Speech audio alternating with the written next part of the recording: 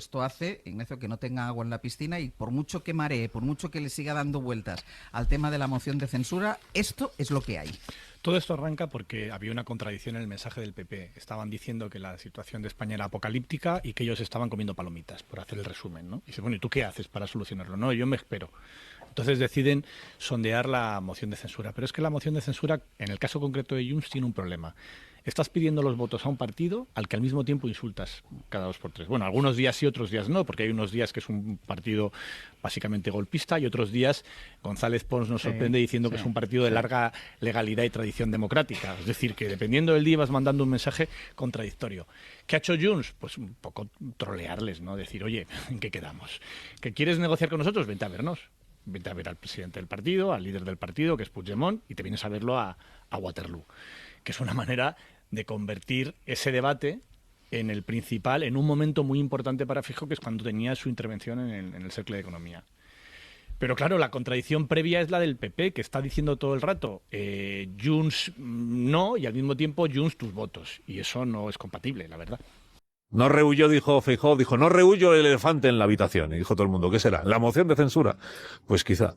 ¿Cómo iba a eludir el asunto si fue él mismo quien la mañana anterior había dado alas a la posibilidad de entenderse con los Puigdemones para promover esta versión de la moción de censura que se llama instrumental, que es aquella de no elegimos un presidente, elegimos a un señor que le da el botón y disuelve las Cortes para convocar elecciones? Bueno, dijo Feijóo que es una broma pesada que Puigdemont le rete a visitarle en Waterloo para negociar el descabalgamiento de Pedro Sánchez. Señor Feijóo, ¿qué le parece la propuesta de viajar a Waterloo? Vale. Venga, oye, vamos a hablar de cosas serias, ¿no? Vamos, por favor. Vamos a hablar de cosas serias y no de esto de que dice Turull que vaya yo a Waterloo a ver qué es lo de la moción. Vamos a hablar de cosas serias. Cuidado, las bromas las carga el diablo. Feijóo tiene prometido derogar la ley de amnistía, aunque de esto hace tiempo que el PP ya no habla. Del peligroso populismo independentista que encarna Junts per Catalunya también hace tiempo que ya no habla. Ahora toca guante de seda. Y del catalán en la escuela, aquí Feijóo en este programa lo llamó el apartheid, aún habla menos porque, oye, uno va escarmentando, es verdad, de decir todo el tiempo lo primero que piensa. Digamos, volviendo a las cestas ya, los huevos, que a quienes le reprochan que haga camino pisando huevos, o sea, demasiado espacio, a quienes le urgen, al grito de échale huevos, Alberto, les responde que cuando tenga que ponerlos, los pondrá encima de la mesa. O en palabras de Sancho Panza, que bien sabe a estas alturas que no hay camino tan llano que no tenga algún barranco y que no se toman truchas a bragas enjutas. Está buena. No se toman truchas a bragas enjutas. Que significa que quien quiere peces, tarde o temprano, tiene que mojarse el culo. Es todo el mundo diciéndole a Pedro Sánchez lo que tiene que hacer, pero nadie atreviéndose a hacer lo que podrían ellos hacer. Cuando los socios, hombre, escuchar a Podemos decir que la legislatura está finiquitada, cuando acaban de aprobar y de pactar con el gobierno una de las regularizaciones más ambiciosas que se ha dado en los últimos años, a mí es que no deja de sorprenderme, sinceramente. Hay declaraciones que cuando las oyes no acabas de entender muy bien la lógica, ¿no? Pero yo entiendo que los socios presionen. ¿Por qué? Porque hay muchas cosas que el PSOE puede hacer. O sea, lo de Leire Díez yo no espero que me lo explique Pedro Sánchez, solo faltaría. Pero, hombre, ¿alguien del PSOE nos lo puede explicar? ¿Alguien? ¿Quién? ¿Quién? Claro. ¿Pero quién del PSOE? Pues, hombre, hay una ejecutiva, hay una secretaria de la organización, hay una portavoz. Pues esto es un tema de partido. Hombre, a mí, te diré una cosa, incluso me molestaría un poco que Pedro Sánchez se pusiera a explicarnos lo de Leire Díez, pues no va a andar el presidente del gobierno explicando todo lo que pasa en su partido. Pero, hombre, esto que ha pasado, sobre todo después de lo que pasó hace un año, cuando Sánchez hizo una serie de anuncios, que hizo una auditoría, que hizo una reforzar el código ético. Bueno, oiga, no puede salir alguien del PSOE, porque ejecutiva hay, que yo recuerde, portavoz hay, que la ha visto en varios días en varios medios de comunicación. Aquí no, que la hemos pedido y no. Ya, en otros ha ido, pero como si no hubiera ido. Porque, bueno, pues a contarnos que si la operación, que si tal, oiga, no. O sea, cuéntenos las cuentas, a quién se pagó, quién no, esta señora, dónde se reunieron, se dejaron de reunir. Por ejemplo, hay cosas en que hemos conocido en el auto que habilitó el requerimiento de información en la sede de Ferraz, que, bueno, sus protagonistas están desmintiendo. Por ejemplo, el fiscal al que dicen que se intentó sobornar y que lo ha desmentido varias veces. Bueno, pues, oiga, alguna explicación. No, es que estamos esperando al pleno del presidente. Ya, bueno, pues que el pleno del presidente, de aquí al pleno del presidente es que pueden haber pasado 14 meteoritos más. Y esa es la explicación que estamos esperando. Y en cuanto al Partido Popular, hombre, yo, de todas las cosas que dice el Partido Popular para justificar su no presentación de la moción de censura, la más chiripitifláutica, me parece, es que no le vamos a dar una victoria a Pedro Sánchez.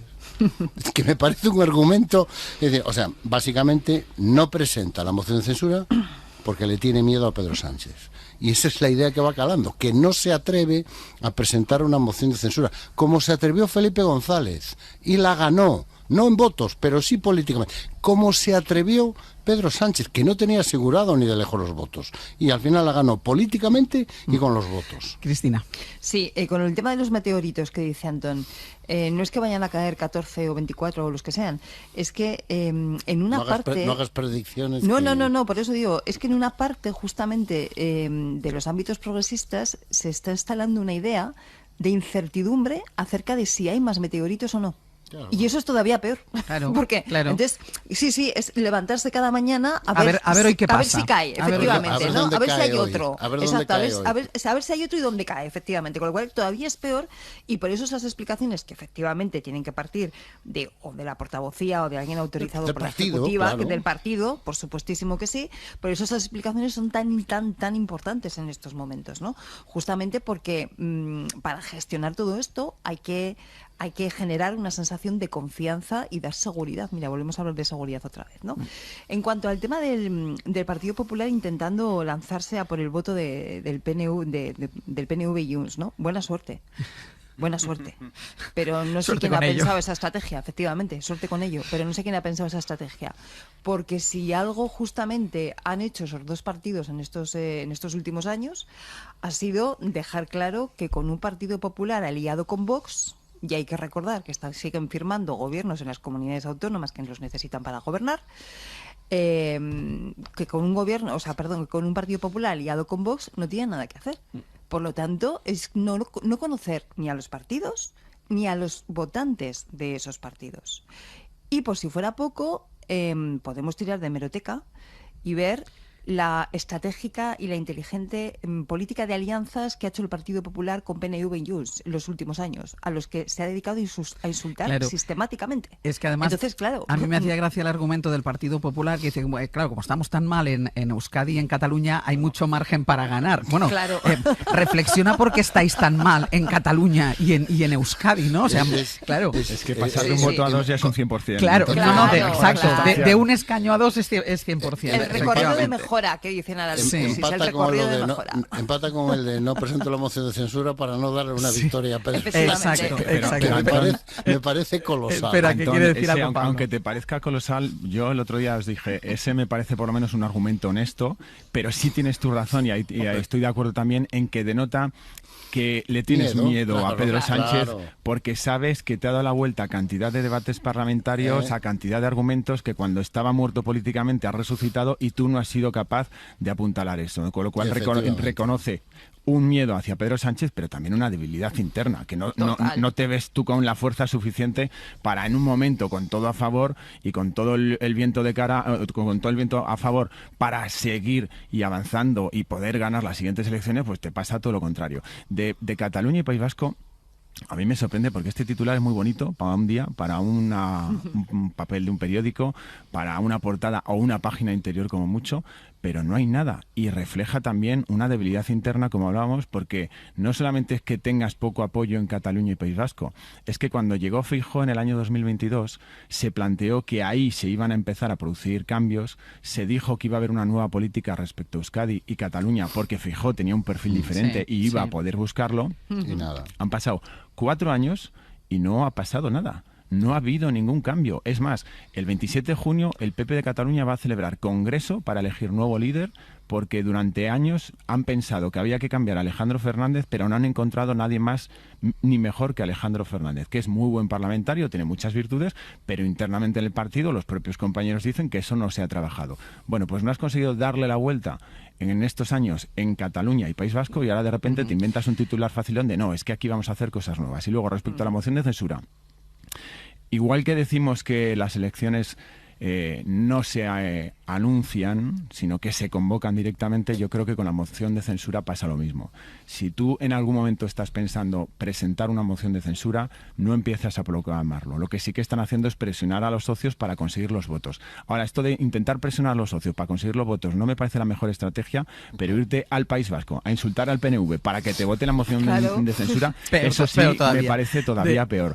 Ahora sí, otra cosa más. La moción de censura no es la única alternativa, porque los socios también han hablado de cuestión de confianza, y esa cuestión de confianza la tendría que presentar el presidente del gobierno. Y a mí me parece que en ambos casos se empata, porque la competencia para hacerlo es, en un caso de la oposición, en otro caso el presidente, y son ellos los que lo tienen que hacer.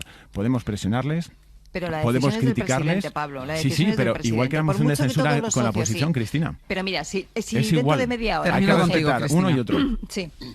Dice, Cristina, que digo contigo. que si toda la oposición, si todos los socios parlamentarios, incluido Sumar, si tú quieres, ¿vale?, dan una rueda de prensa dentro de media hora pidiéndole al presidente que presente una moción de confianza y el presidente no quiere presentarla, no la presenta. Es que el ordenamiento jurídico es así. Por lo tanto, cuando se dice que dejen caer, ¿qué se está diciendo?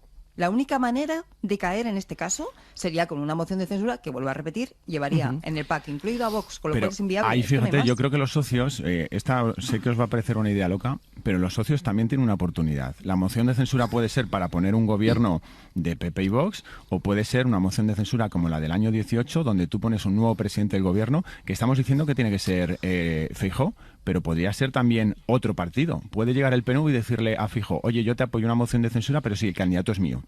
Si yo manejo los tiempos, si no vas a ser tú el que utilice el poder durante estos meses para beneficiarte. Eso podría estar encima de la mesa. Y luego, siempre los socios dicen que no apoyan una moción de censura porque va a significar un gobierno de PP y Vox. En el antecedente que tenemos en 2019, creo que Pedro Sánchez, una de las cosas buenas que demostró es que en 6 meses en el gobierno se da la vuelta a las encuestas, porque él no era el más votado, no era ni el segundo el más votado según las encuestas en el año 18 cuando él llega. Sin embargo, en 6 meses convoca elecciones generales porque no aprueba presupuestos, cosa que ahora ya le da igual porque ese principio ha renunciado a él, y entonces fue la fuerza más votada. Se podría hacer un gobierno donde Feijóo gobierne u otro gobierne, y a los 6 meses, a lo mejor con un Feijóo en el gobierno en solitario, tienes un Vox más débil y no te enfrentas a un gobierno como el que tendríamos ahora. Ahora sí cierro contigo, Antón. Sí, yo sinceramente no veo a Vox apoyando una moción de censura con un candidato del PNV.